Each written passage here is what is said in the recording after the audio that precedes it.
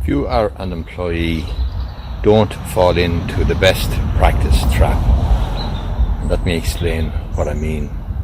Don't confuse what's best practice with grounds for a successful claim.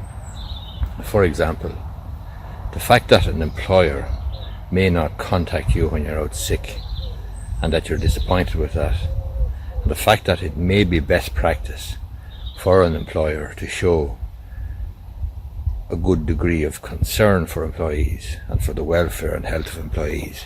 The fact that that's a good idea, and the fact that that is best practice, it doesn't necessarily follow that the absence of that practice gives rise to a claim that will succeed for example, constructive dismissal.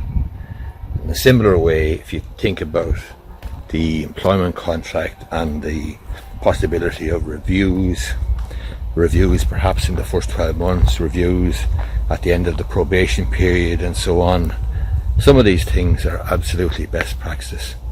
But whether they're contractual entitlements or not, or whether the absence of them will allow you to bring a successful claim for breach of contract or unfair dismissal or constructive dismissal or anything of that nature, is highly doubtful. So don't confuse best practice with a contractual or a lawful entitlement. Don't confuse best practice with real meat, real grounds for a successful claim, because it's unlikely that the absence of best practice is going to give grounds for a successful claim.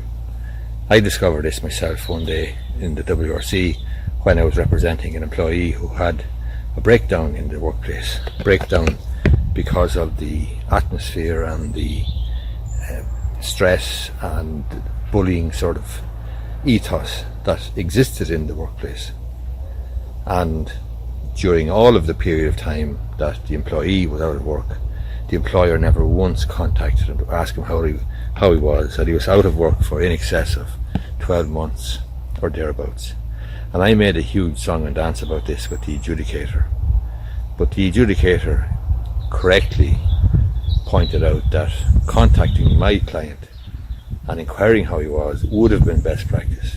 But the fact that he didn't do so didn't necessarily amount to a hill of beans, quite frankly, from the point of view of proving the particular things we needed to prove in order to win our claim. Anyway, hope you find this video useful. If you do, you might give it a thumbs up down below, and I would appreciate if you might be interested in subscribing to my YouTube channel.